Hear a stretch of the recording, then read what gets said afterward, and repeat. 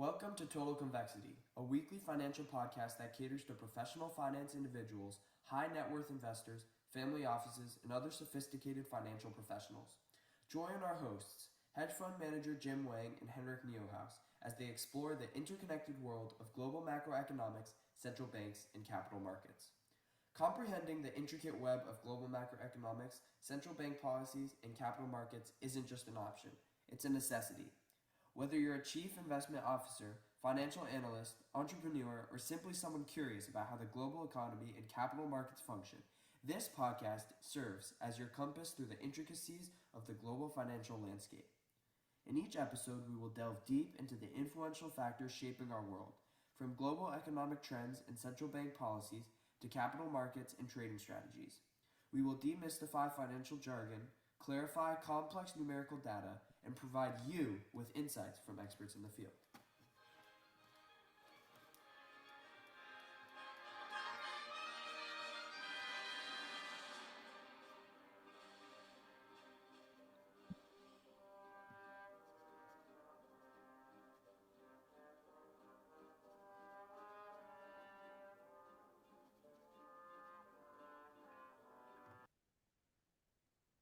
Total Convexity, Episode 9, is recorded on December the 15th, 2023.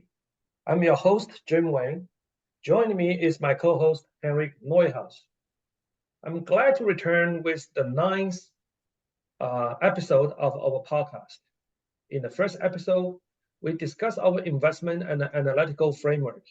We recommend new listeners to start out by reviewing our first episode, as it examines our framework and lays foundation for the subsequent episode. So just a brief recap. We examine the three-way reaction function of the capital between the capital market, fiscal monetary policy, economic growth and inflation through the lens of cycles and in the context of liquidity, market structure, and we apply quantitative method whenever we can. You see, some of the other long-term factors were not part of our investment framework. However, we are very mindful of them. And these are science and technology development, climate change, and geopolitics. And they are getting increasingly important. Now, this long-term thesis, science technology, the productivity growth has always been with us. However, we think the climate change and geopolitics are the other two topics that are becoming more dominant. And although our investment framework focus on the cyclical changes, we are mindful of this long-term thesis. And these are big topic. So we will talk about science and technology and climate change at the other time. And today we will talk about geopolitics. And normally geopolitics do not play an important role in our investment framework. And it's very hard to trade geopolitics, and it hardly make money, and probably provide some short-term trading opportunities, if any. However, we do think the world that we're going to get into in the future will be very different from the world that we have been in the past few decades. And the geopolitical factor will play increasingly important role in the world and also in the investment world. And therefore, we want to talk about the geopolitics today and what, we will have a brief discussion on them and what's the investment implication. Before we start, Henrik, let me ask you a question about the music because, for our podcast. So when I first started the podcast, I was thinking about the music and you suggested, I think it's beautiful, but I want to know the background and why you pick it. Yes, hi, Henrik here. Yes, we are back. We are happy to be back to this new episode of Total Convexity. Now, our theme music is Dmitri Shostakovich's Waltz Number 2 from 1956, and technically, this is film music, happy music. But the piece, for all intents and purposes, really is his Waltz Number 2 of his Jazz Suite from 1938. Now, it's a charming, melodic, elegant, and memorable piece, but it was written in Stalinist USSR at a time when the truth didn't matter, raw power was everything, the world was plainly accelerating toward the abyss, and alternative facts could end your life in the basement of the NKVD. Once you know something about the context of the creation of an abstract piece of art, this knowledge inevitably affects how you experience the art. So despite its great beauty, I can't help finding the piece to also be neurotic and bordering on the unhinged. For our time. Now, this was a dark beginning, and I wish you hadn't asked. Jim? Yeah, well, thank you for your explanation. It's a beautiful music, and I really like it. But certainly it relates to the geopolitics we're going to talk about today. Before we delve into the specific of today's geopolitics, so Henrik, maybe as a investment manager, risk manager, asset allocator, quant, and you have been wearing all these hats in your past experience.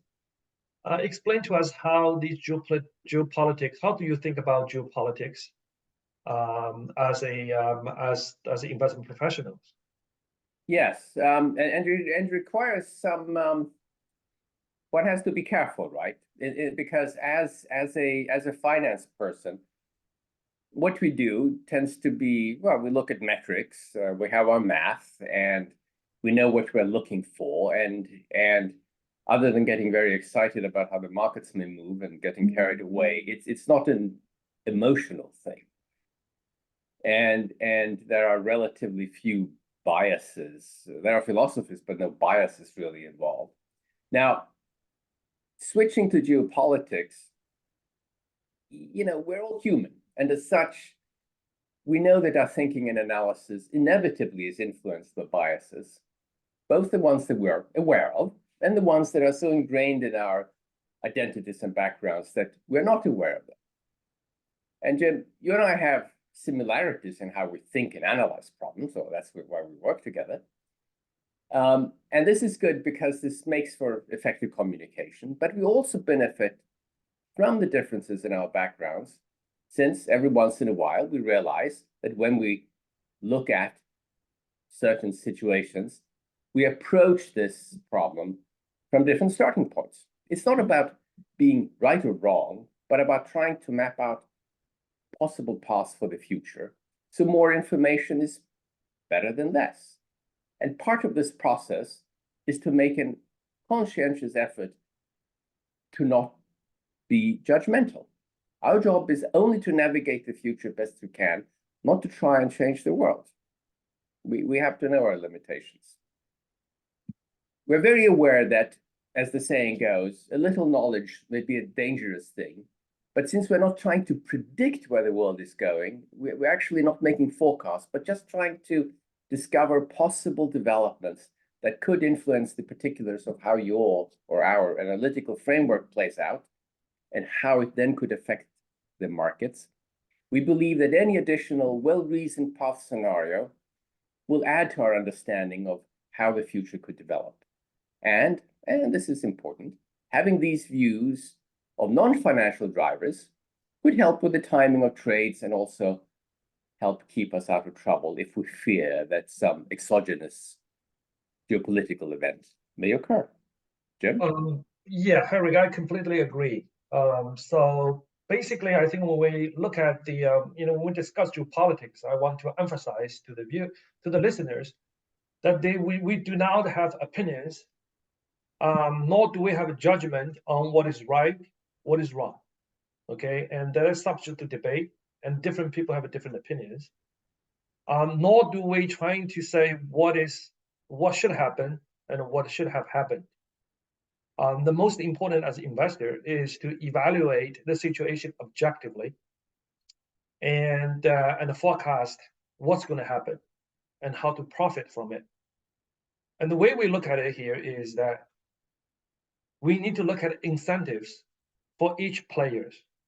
What incentivizes them to do a certain things, and what's the risk calculation they have, and what's the benefit they're trying to get.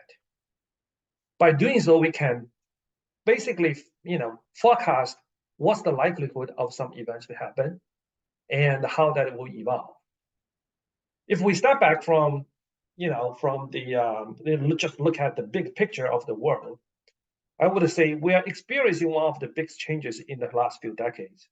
I would say since the fall of Berlin Wall, is that we are transitioning from a unipolar world into a multipolar world. And in the unipolar, polar world dominated by the United States as a hegemony, where you have reasonable stability and a set of the rules that people can play.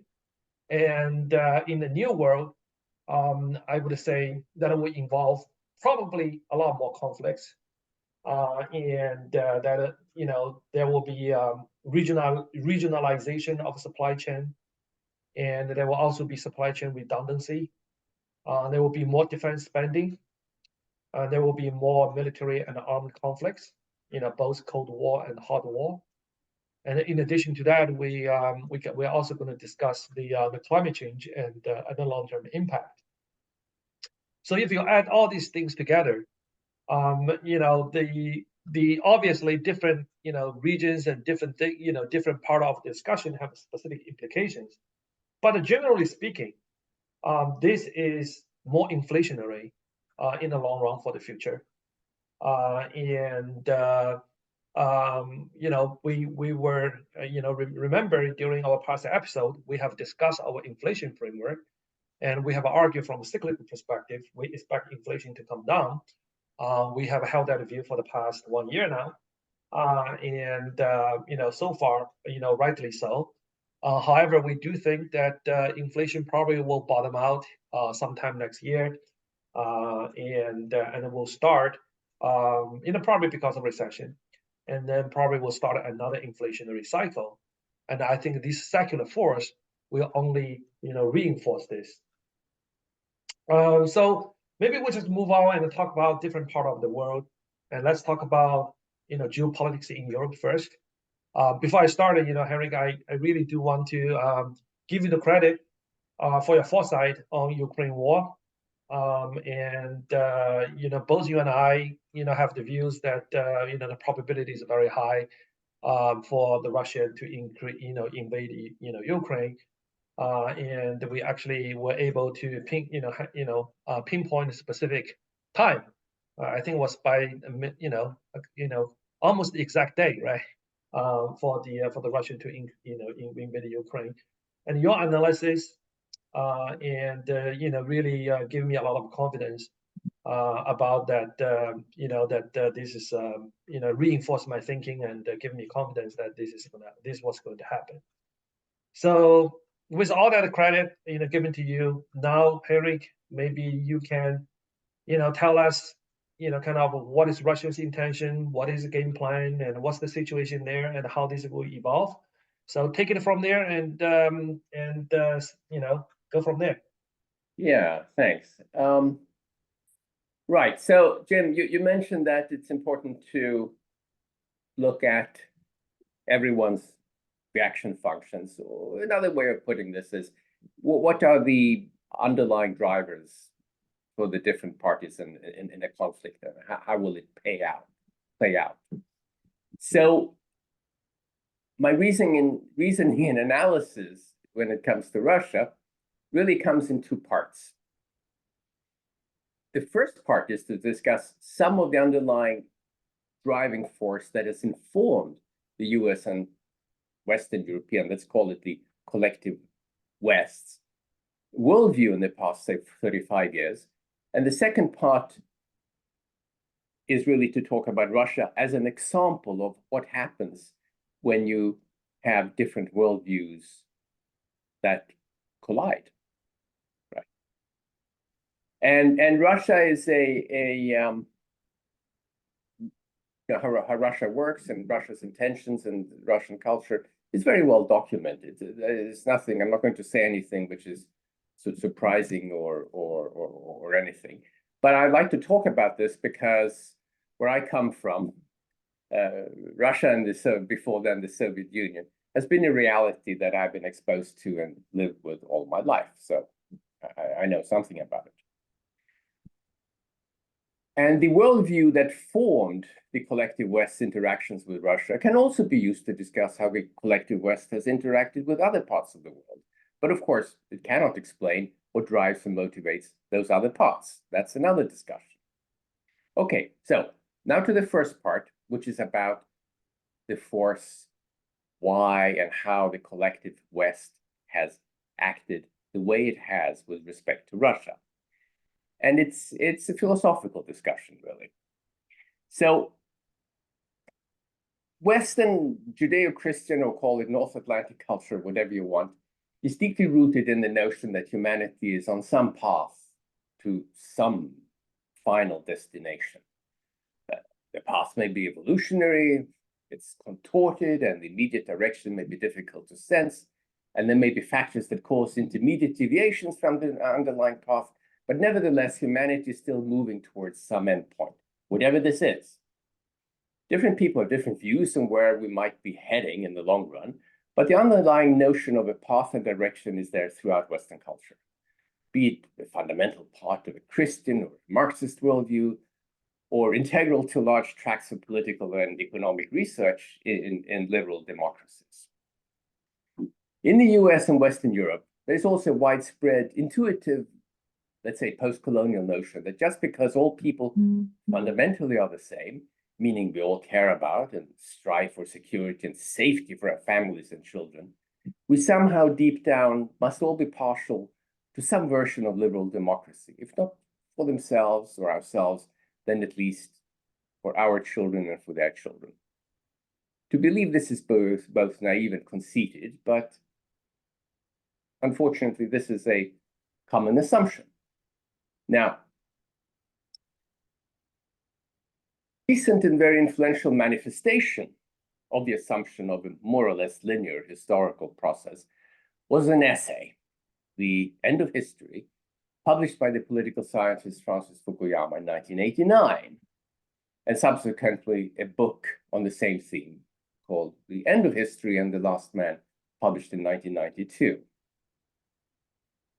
In the essay in 1989, which was written and published before the fall of the Berlin Wall and the end of the Soviet Union at the end of 1991, on Christmas Day no less, Fukuyama theorized, or rather posited, that, and I paraphrase, that Western liberal democracy is the final form of human government and the end point of mankind's ideological evolution.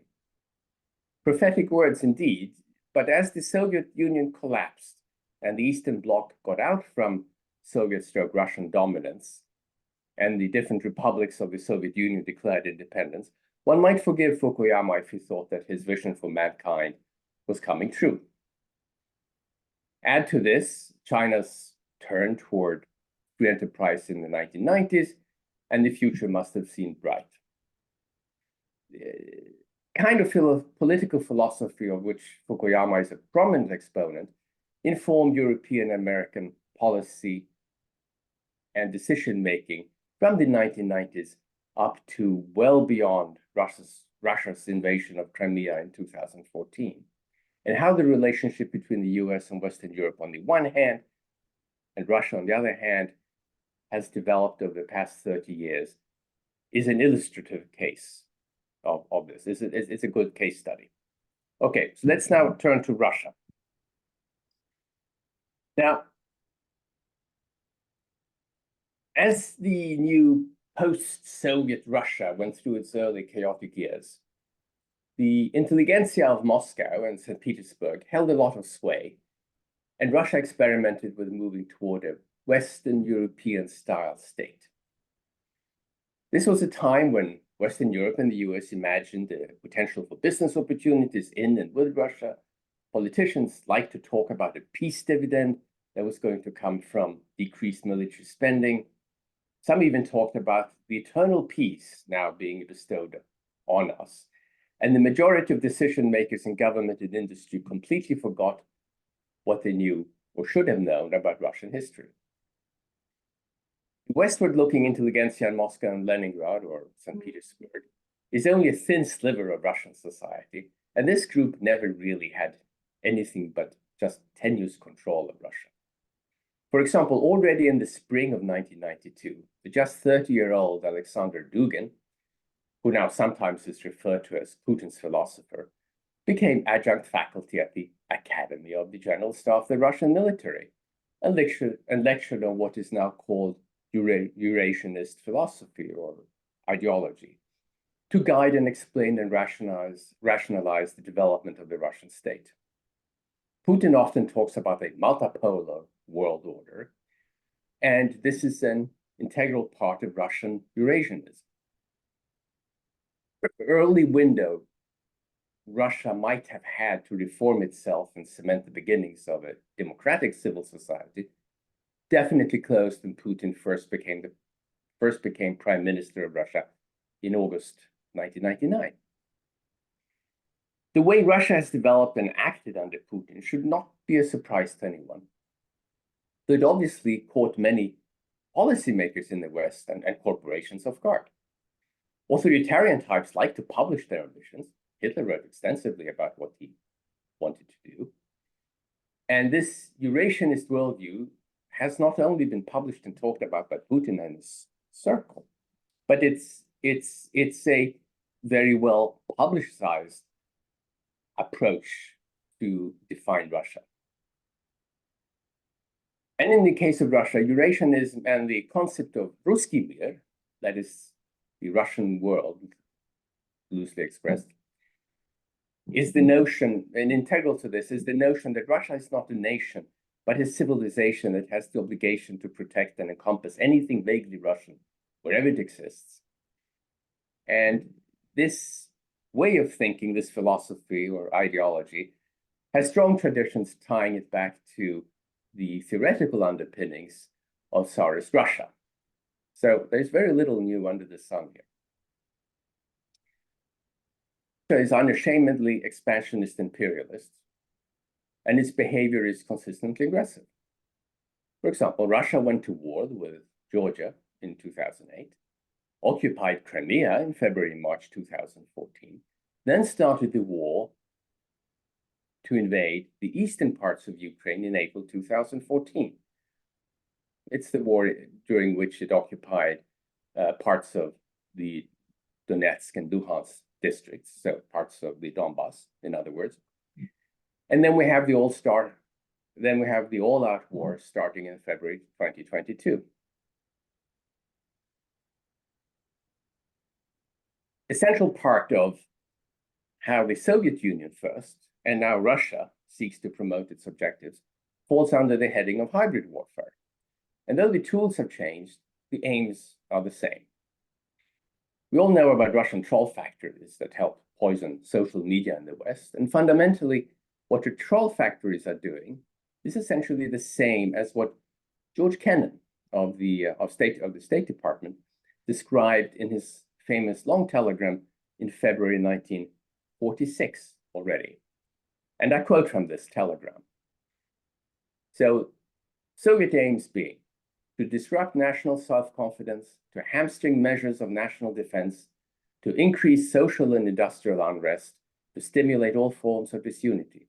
All persons with grievances, whether economic or racial, will be urged to spelt redress not in mediation and compromise, but in defiant, violent struggle for destruction of other elements of society. Here, poor will be set against rich, black against white, young against old, newcomers against established residents. Now, back then, in 1946, it wasn't that easy. You had to work through people's fronts and different movements. But these days, the Russians have social media, where they essentially throw spaghetti at the wall and see what sticks. And then they help boost both sides to increase tensions as much as possible. Now, the ability to stoke social conflict in the West, or anywhere else where people are free to follow whatever they want on the internet, is one of the reasons why the political landscape in the US and also in Europe is so infected with extreme views and dysfunctional. This matters because the disunity that comes from this type of information warfare is very effective. And it supports Russian expansionists by creating distractions and conflicts that weaken the ability to US to take countermeasures. This, of course, does not mean that people don't have legitimate grievances and causes, and that there do not exist domestic actors who use similar techniques to further their own interests. But this is a significant tool that will support ongoing and future Russian actions. So because of US and European naivete with respect to Russia's ambitions and aims, the short-sighted and I would say willful blindness in regard to the risks of becoming dependent on Russian energy, the belief that war is no longer possible other than in strange and distant places that we don't know how to pronounce or even find on the map. The collective West was very weak in responding to Russia's war on Georgia in 2008 and to Russia following the occupation of Crimea and the occupations of the eastern parts in 2014. So the price that Russia had to pay for its actions was low and not really a deterrent for future moves. It was the general thought that war would be bad for business and no one wants bad business. Geopolitical conclusion with respect to Russia now is that we have reached a point where we, for the foreseeable future, can expect Russian aggression towards its neighbors, accompanied by diversion stoked by the Russians, combined with relentless information warfare. And you can read about this. This is nothing new, right? And of course, this playbook is not unique to Russia. Everyone knows what it is. Others can play the game as well. But the Russian case is probably the clearest and best documented example of this playbook. So all we can expect around, and the expectation is that there will be more political countries around the world, and we have more crises of different kinds with refugees, migrants, more internal disunity throughout. Anyway, so that's my take on Russia and where we're heading. Right. Thank you for the historical background and the philosophy and all these things, and I think it's very helpful. But I think I'm interested in the war in Ukraine and how that is going to evolve. Yes.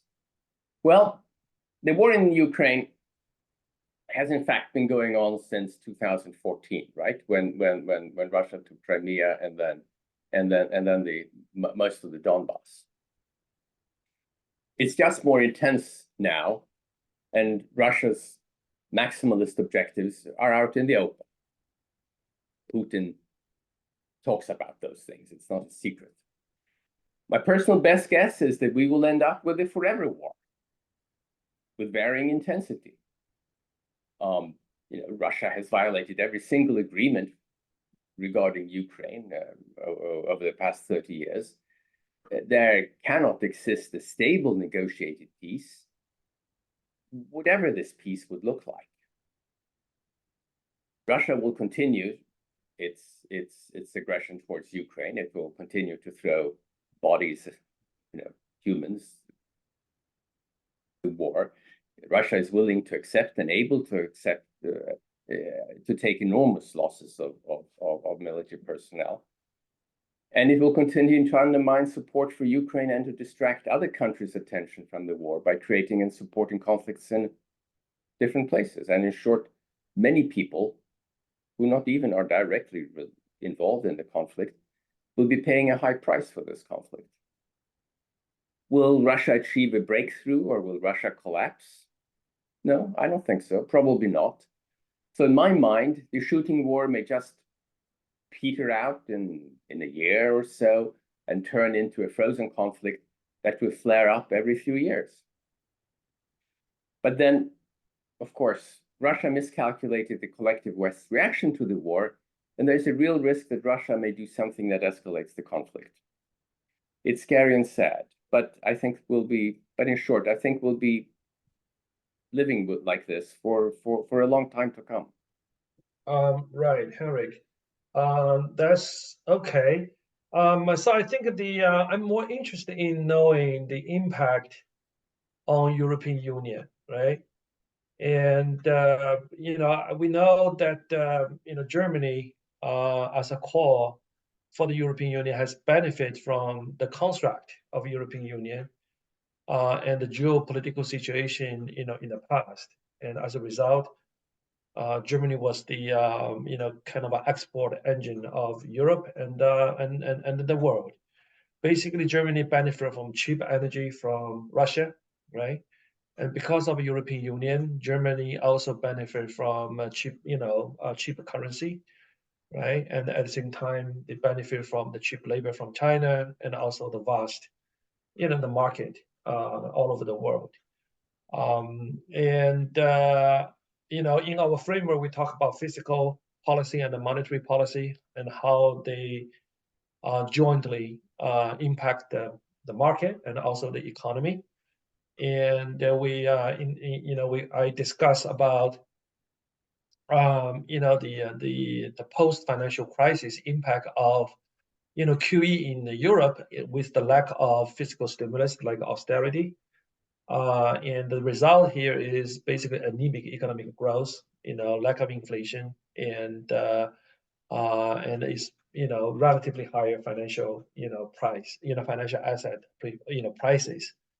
And after pandemic, a lot of things changes, right? So my sense here is the European is heading towards more fiscal spending. As we know, Europe has monetary union, not a fiscal union. But I think a pandemic was basically a step for them to start doing the fiscal stimulus and the fiscal spending. And obviously, they all eventually need to be monetized. And I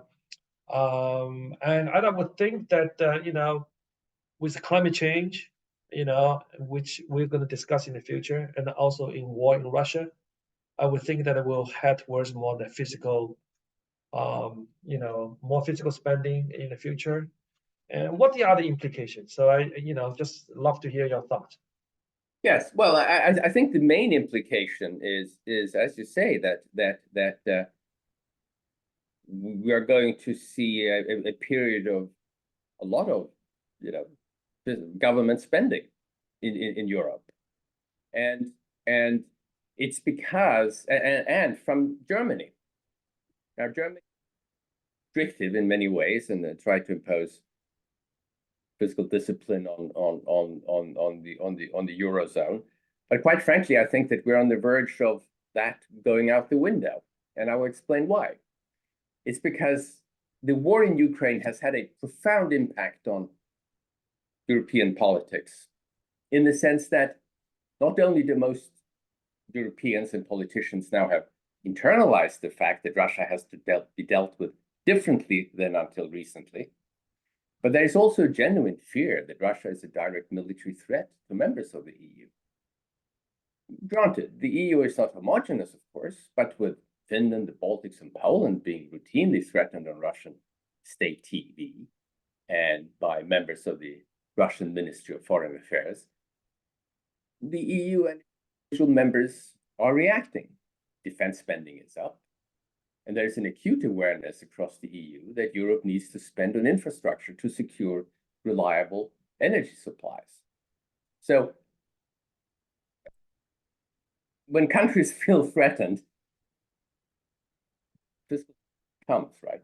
It doesn't matter what they said previously about restraint. This is what matters. Now, and politically, and this is actually very important, it's not possible to understate the importance of the change that the German Social Democratic Party signaled as recently as last week, when it recognized that its previous cornerstone of foreign policy, to engage with Russia by strengthening business ties, was a mistake. This is a complete break from how Germany had approached Russia since the end of the Soviet Union. And with Germany being the dominant force in the EU, this will have repercussions throughout the Union. So when a country feels threatened, or when a group of countries feel threatened, countries will spend what it takes. So we will see continued government spending and increased government spending in many EU countries on anything and everything that is related to national security. This will be a trend that will be with us for quite some time. Right.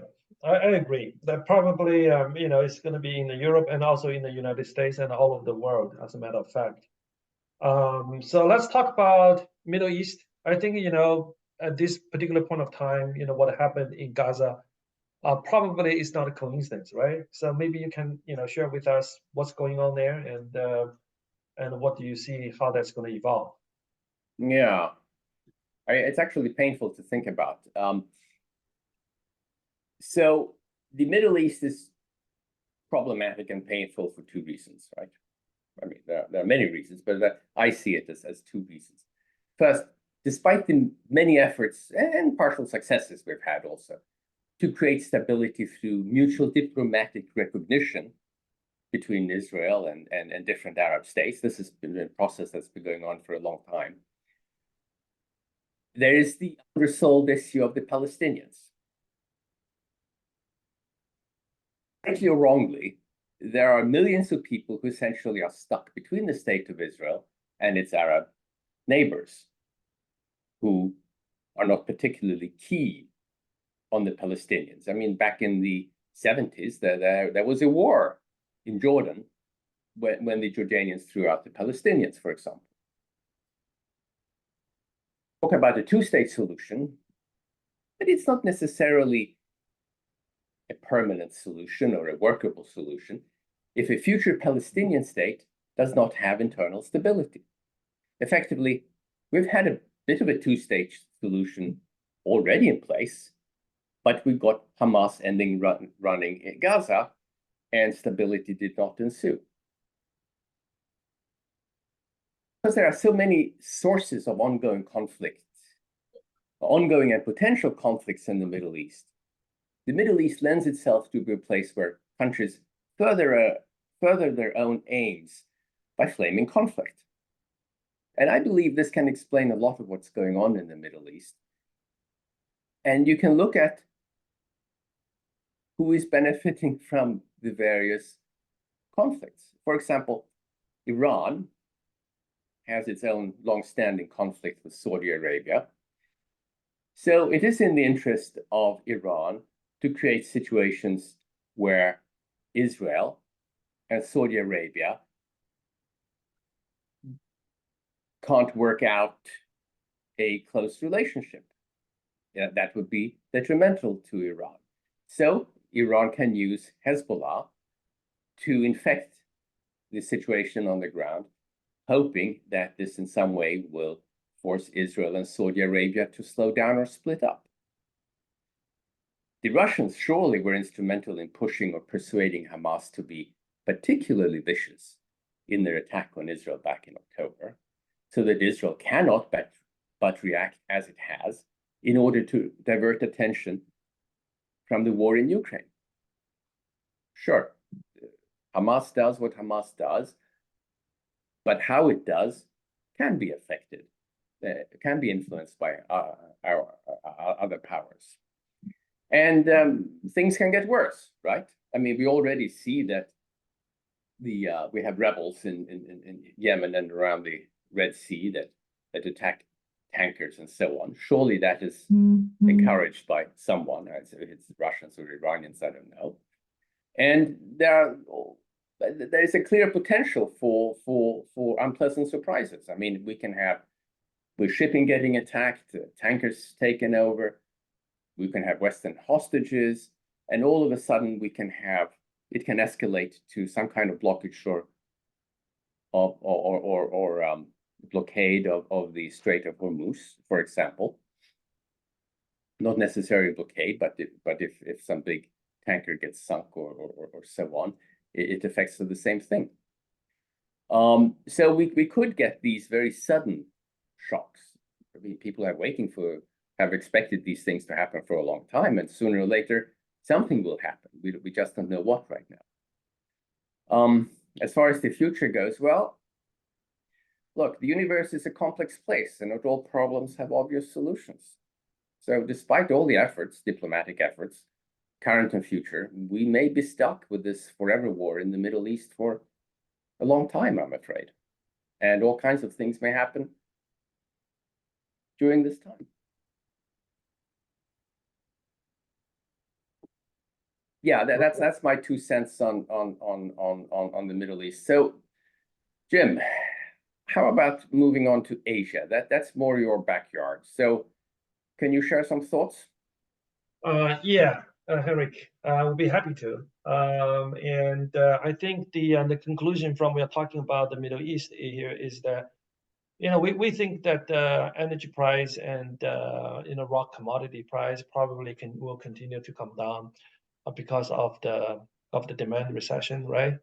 And I think coincided with our long-term inflationary thesis. And I think once the commodity bottom out, probably because of recession or not, that will be a buying opportunity, and potentially there will be a big shock of the big shock, the probability of a big shock of the oil prices with dramatic increase, that probably has increased significantly, right? So I think that's kind of a more practical takeaway. Now, if we talk about Asia, um, I would say if we get the U.S. and China relationship right, now we got the basically the Asia right, and probably for the ballpark of the world geopolitics as well. And I think the U.S. and China relationship is probably the most important relationship in the world, bilateral relationship in the world. And again, I think we do not have a judgment what is right and what is wrong, but we try to analyze them from what's their incentive and what's likely to happen. And from that perspective, maybe it's helpful to give a brief history, right, about the relationship between U.S. and China. And we all know U.S. and China were allies in World War II, so they were friends. And except at the time, the government was the nationalist Kuomintang, right? And after the Chinese Civil War, Kuomintang was defeated and ran away to Taiwan, and they still claim to be the legitimate government for China. So they are called the Republic of China. And obviously, in 1949, People's Republic of China was established, and so the U.S. continued to be friendly with the nationalists, but because of the Cold War and U.S. and China were not with mainland, they were not friends. But in the 1970s, right, and U.S. and China become friends again. Thanks to the mastermind of Henry Kissinger, and basically they have a common enemy, which is Russia. So the U.S. and both U.S. and China find the needs to get close together, and that's the political need, right? So the U.S. and China established a diplomatic relationship. And U.S. recognized the mainland the government as the legitimate government representation of China. And then later on, there will be more economic integration, specifically after the China joined the WTO. I think the American corporations suddenly find out that there is a vast supply of cheap labor, and by the way, they are also very productive labor, so very cheap and productive labor, and that help shrink the corporate profit margin dramatically, and that also help reinforce the disinflationary trend in the past few decades. And at the same time, they also discover as China got wealthy, and there is a bigger consumer markets for U.S. corporations. So U.S. was very willing to develop the economic ties with China. And from China's perspective, this is very welcoming because they need to develop the economy and be integrated into the world kind of economy, and so that the surplus labor from the rural area can be more productively utilized. It helped their develop science and technology and all this. So both are happy. Except I think more recently this trend was accelerating after the global financial crisis, and the U.S. suddenly find out that China not only aspires to be the low cost manufacturing manufacturers for consumer goods, but also want to be technology manufacturers, and such as semiconductors, artificial intelligence, and high-speed rails, and self-driverless cars, and all these things. And the speed of Chinese technology advancement was really amazing. And obviously, a lot of them are applied in the military as well. And from the economic growth perspective, and China has already become the second biggest economy measured in US dollars. And people may argue in the purchasing parity perspective is already the biggest economy in the world. And it's dominant exporters and importers as well. And the influence, has grown to a level where they feel that the U.S. global hegemony was threatened. And so I think it's again, we analyze the incentive, right? So I think it's very natural for the U.S. to basically lay out all the policies and to try to contain China's rise and China's development. And I would say because of this, I would say this intention to contain China's rise is unlikely to change. It will persist.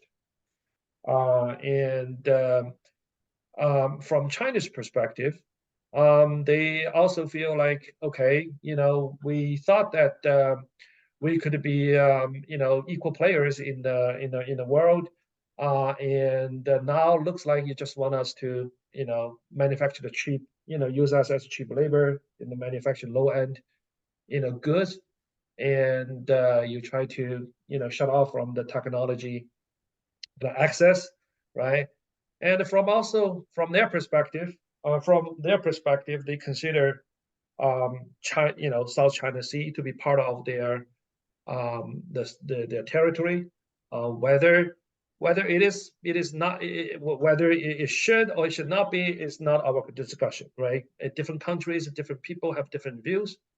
What I'm just trying here to say here is from their perspective, this is their territory, and because they were not economically, they were not developed enough, and the military, they were not strong enough to defend their territory. They regard it as a national humiliation. Now they have grown, and they feel like they should do the things that they should protect the things that belong to them. And at the same time, the Taiwan problem is the problem that they are facing for a long time, where they do think that Taiwan is should be united, and it is the U.S. who are trying to prevent that from happening. But if you change from the U.S. perspective, and the U.S. has been, like we said, is continue to be the global hegemon, and was maintaining the order in Asia as well. And suddenly they find out China was becoming more, becoming more confrontational, and trying to do a lot of things in China, South China Sea. And for the U.S., Taiwan is very important, both from economic, and the military and the strategic point of view. Is from the defense perspective, is critical component of the first island chain, right? All the way up from Japan, and down there to Southeast Asia. And if China, united with the, if the mainland united with the Taiwan, and that would be a threat for the U.S. military hegemony in Asia. And obviously, U.S. want to keep that way, right? And of course, there is if there's a peaceful reunification, we all know the importance of Taiwan semi in the semiconductor industry. So both from an economic perspective and a military perspective, the most effective way to contain China is to keep Taiwan away from China, right? So I think that would be the focal conflict point that is unlikely going to resolve, and both sides is unlikely going to relent. right? So I have a layout of all these problems, and looks like I think, and then I think there are also the U.S. also suddenly realized that exposed to China's supply chain could be a problem, and that first demonstrated during the pandemic time period, right? So in order to basically to deal with this security, I mean that can be perceived as a security problem, and the U.S. is trying to build a separated supply chain and try to reshore and offshore their production and the manufacturing. I would say it's very difficult to do. It takes a long time, but I think that a trend is going on. And so what's the result of this? What's the implication of this? Now, the implication of this is the following. One is, I think, the China and the U.S. relationship, because of this, okay, the incentive, behind, basically their actions were determined by the incentives, right? And because of these incentives, I think the China and the U.S. are unlikely to return to the good relationship they have enjoyed in the past few decades. Okay, so there will be always conflict and intentions between these two nations, and whether I like it or not.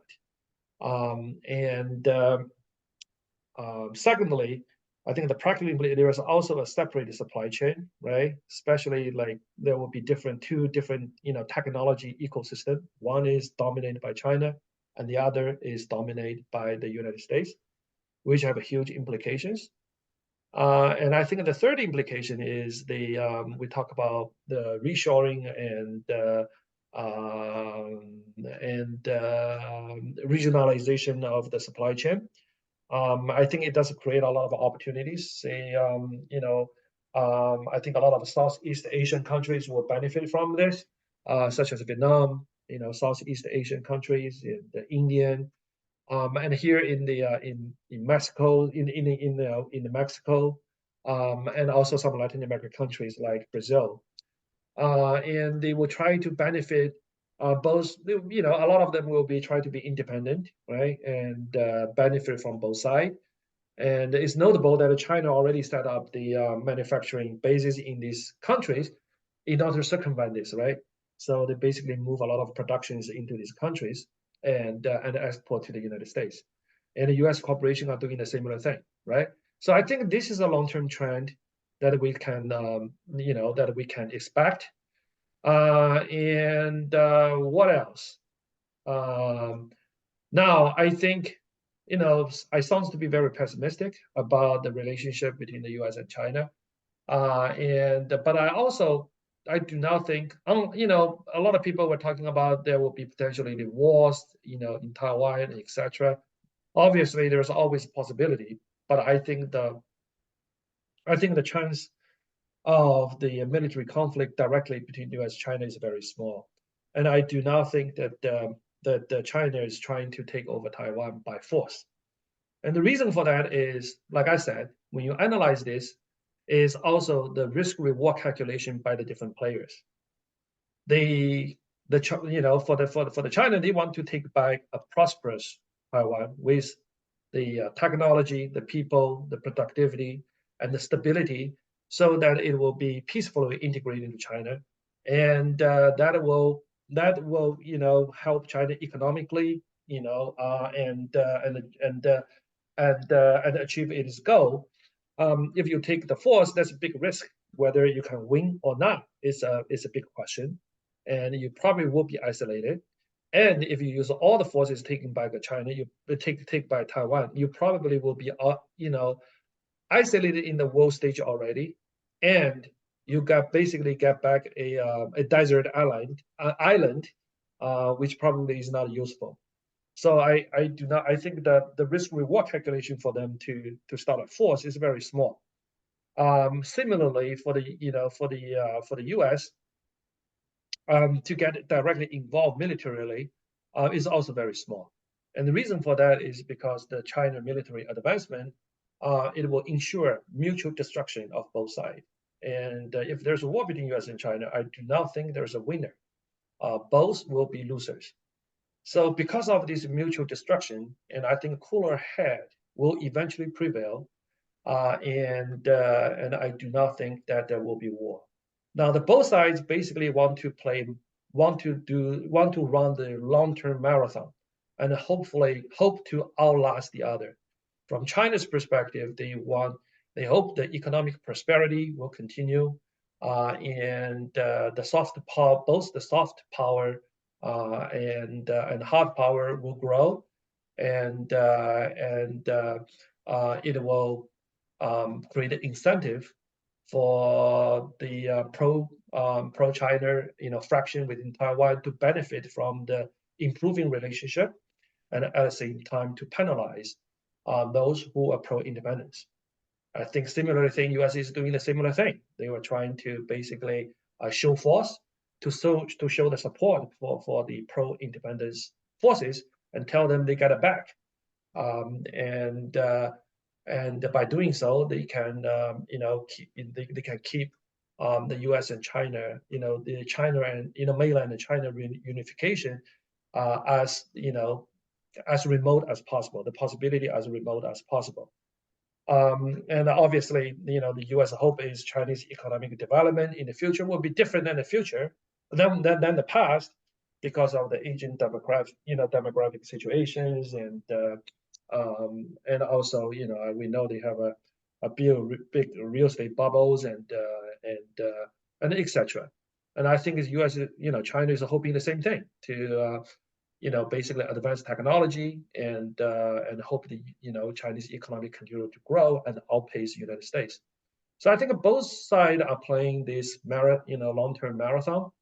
I think the competition in the end is actually healthy. That it actually help human being advance their productivity.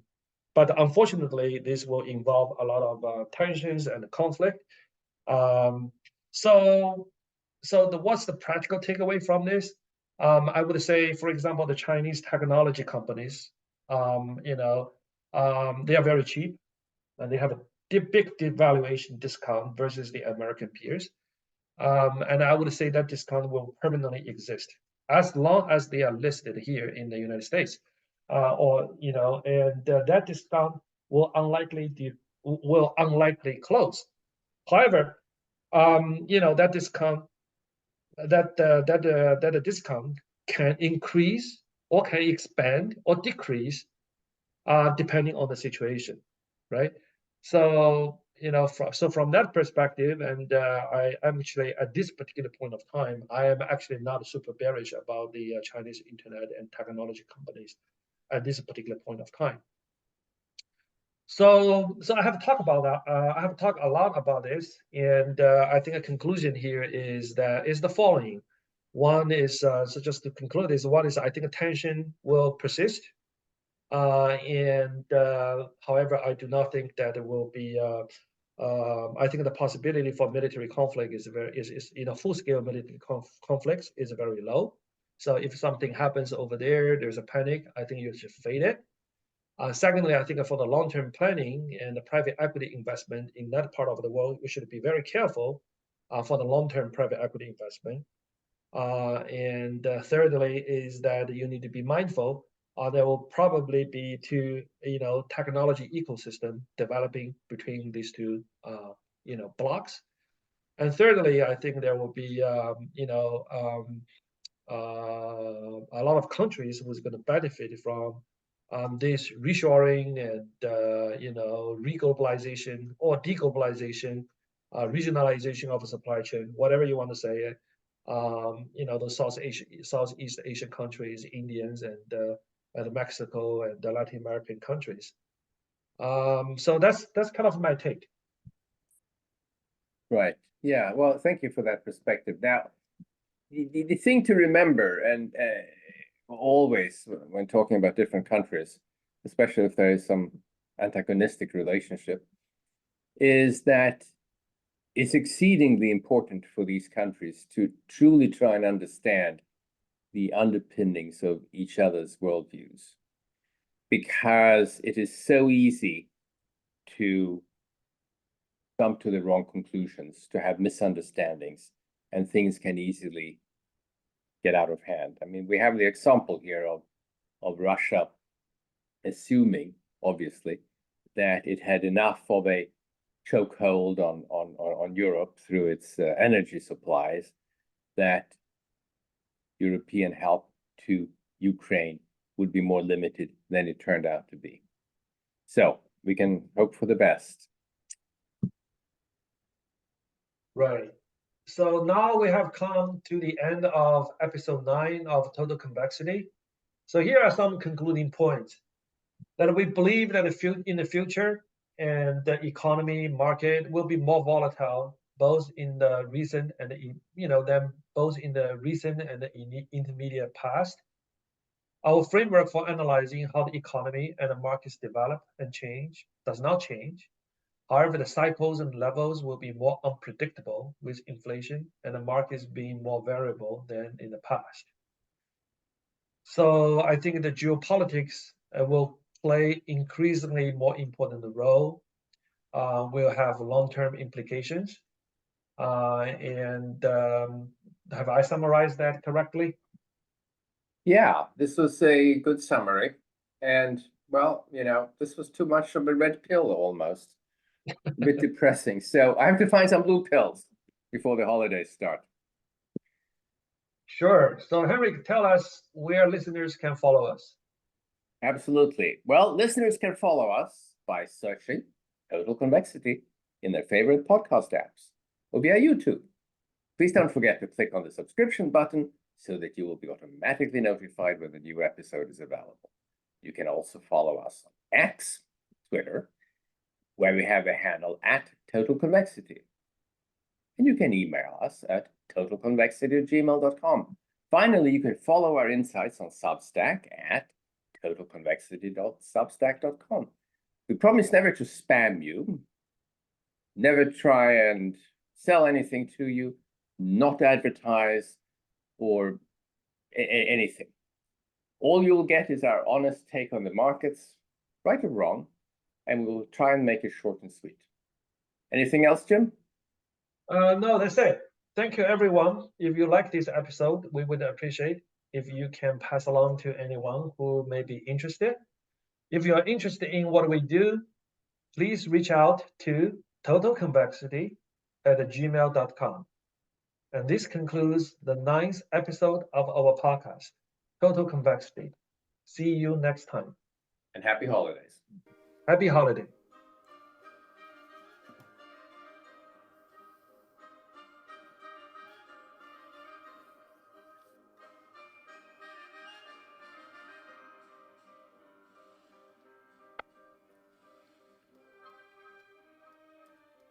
Disclaimer. The information provided in this podcast is for general informational purposes only and should not be considered as financial advice.